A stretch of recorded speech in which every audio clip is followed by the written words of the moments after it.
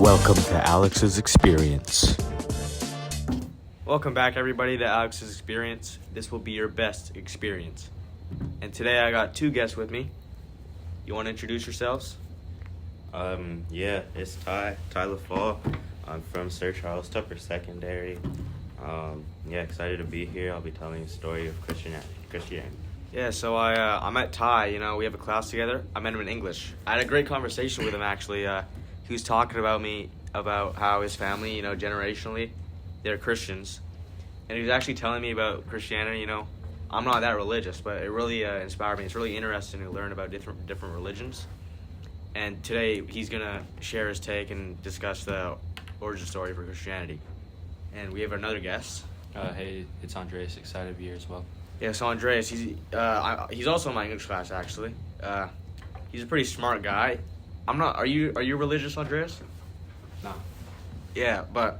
So Andreas and I, we worked together for a few assignments. He helped out a lot, actually. And I don't know, I thought his insight would be a pretty good feature on this show.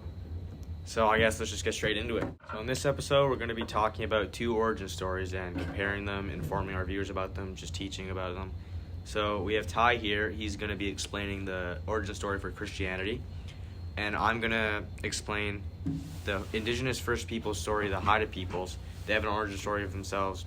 They live on Haida off the coast of BC. So, Ty, would you like me to go first, or do you want to go first? I think you got it. Go ahead.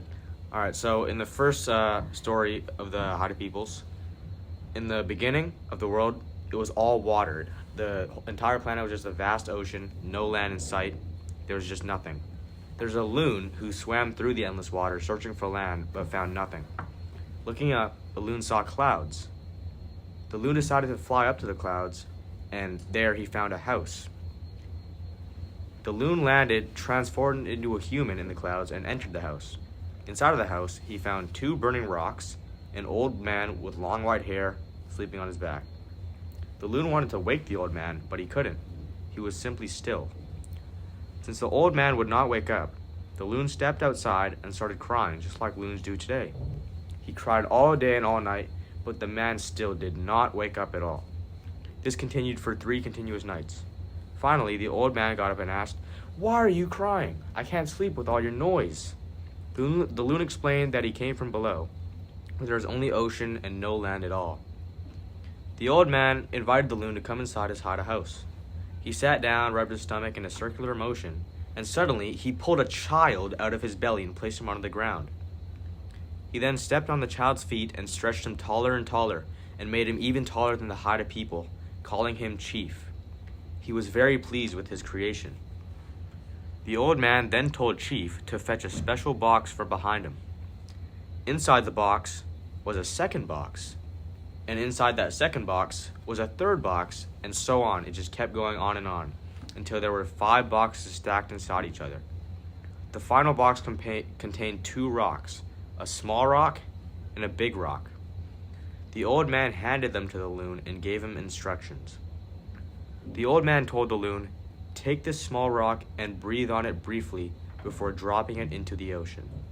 Take the big rock, breathe on it for a long time, and then drop it into the ocean." The loon agreed and followed his instructions.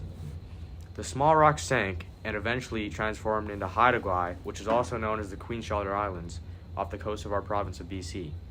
The big rock then transformed into what we know today as North America, the enormous continent. And this is their origin story, the Haida people's origin story of how all land was formed and how, the world was created. After that, the stretched child, Chief, transformed into a raven. He prepared to fly down to Haida, but the old man stopped him. The old man told him, instead of flying, hold your arms tight to your sides and spiral down. This way he would land directly on solid ground. When Raven landed, he scooped up some earth with his fingers. From the earth, he shaped the first Haida people. So the story also mentions the supernatural killer whales that live in the ocean. They were powerful and different beings from regular other whales, such as humpback whales, other like that. The Haida clans take crests from them to symbolize and show their deep connection to the nature and the sea. So the next step in Raven's journey was after creating the people, he wandered across the islands of Queen Charlotte or Hawaii, and this was his beginning, and he would go on to have many more adventures. The story pretty much explains how Hawaii was created from the ocean, and it shows the connection between the Haida people, the land, and nature, and how, they valued nature, as taught in schools and stuff. So this story also introduces Raven, who is a very important figure in many Haida stories. He's mentioned a lot, passed down through generational stories throughout the whole nation. So I guess that's one of the big things that the story mentions. There's also a bunch of YouTube videos, I think. I remember watching them in my elementary grades. They discuss the multiple journeys of Raven. They're pretty educational. They can teach kids a lot about Haida culture. So, any viewers that want to check it out, that would be a pretty good thing to do. So that pretty much sums up the Haida story of creation. What do you guys think about that? It's interesting how water is a very important symbol in their culture. It's the first thing that ever existed. So that story is more evidence of how, how we're taught in schools, how the Haida people and pretty much all indigenous people in general, they really value nature stuff. They don't waste any part of the animal. They're thankful for all the animals. They always thank them. They're really connected to nature overall, I guess. So, yeah, it's another story that proves that. What else do you guys think about this? Any questions or stuff? Yeah, like you said, how they don't waste any part of animals or just anything, right? A lot of cultures are very resourceful. They try not to waste everything or anything. Yeah. Also, I think a lot of Western cultures kind of overlook that part, Yeah, because I'm pretty sure in Buddhism and Sikhism and stuff, I'm pretty sure they're taught to treat every organism, even insects, as people, just like an equal life. So, yeah, pretty interesting story. So, Ty, would you want to go ahead and talk about the Christianity story? Yeah, I'll be telling the story of creation in the Bible in the first book of Genesis. In the beginning, when God created the universe, the earth was formless and desolate. The raging ocean that covered everything was engulfed in total darkness, and the Spirit of God was moving over the water. Then God commanded, "Let there be light," and light appeared. God was pleased with what he saw. Then he separated the light from the darkness, and he named the light day and the darkness night. Evening passed and morning came. That was the first day. Then God commanded, "Let there be a dome to divide the water and keep it into two separate pieces." And it was done. So God made a dome and separated the water under it from the water above it. He named the dome Sky. The evening passed and morning came. That was the second day. Let the water below the sky become together in one place, so that land will appear. And it was done. He named the land Earth, and the water which had come together he named Sea. And God was pleased with what he saw. Then he commanded, "Let the earth produce all kinds of plants, those that bear grain and those that bear fruit." And it was done. So the earth produced all kinds of plants, and God was pleased with what he saw. Evening passed and the morning came. That was the third day. Then God commanded, "Let lights appear in the sky to separate day from night and to show the time when days, years, and religious festivals begin. They will shine in the sky to give light to earth."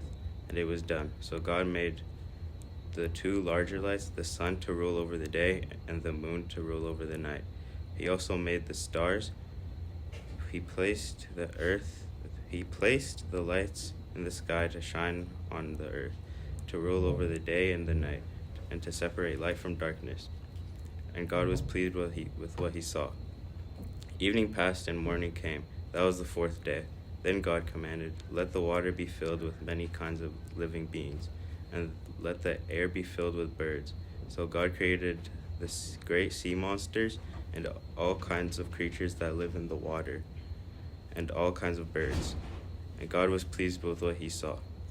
He blessed them all and told the creatures that live in the water to reproduce and to fill the sea. And he told the birds to increase in number. Evening passed and morning came. That was the 5th day. Then God commanded, "Let the earth produce all kinds of animal life, domestic and wild, large and small." And it was done. So God made them all, and he was pleased with what he saw.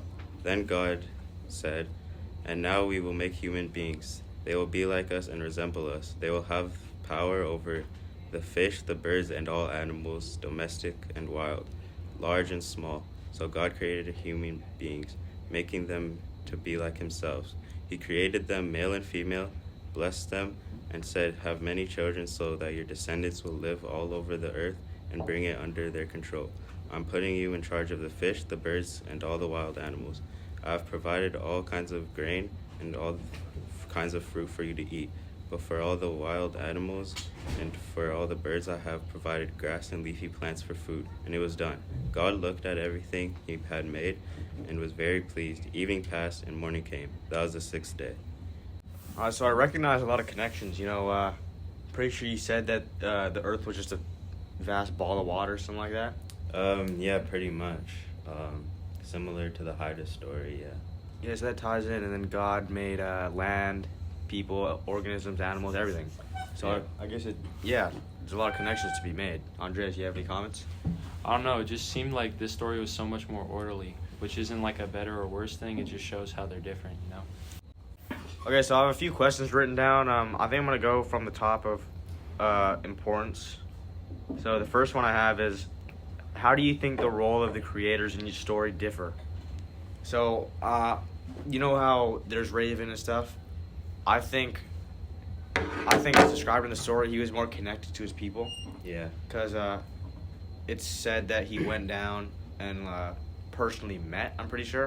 Yeah. He met the people, he made the island, everything, and he made animals and stuff, and he transformed into a raven. So what do you guys think? And also in the Christianity story, so God, he's a supernatural being, all-knowing, everything. But I don't think, well, you can't meet him, right? Yeah. Unless you're after death or anything like that. So what do you guys think? Alright, I think the difference between, the creators is Raven was, made from the old man, and God was just, there.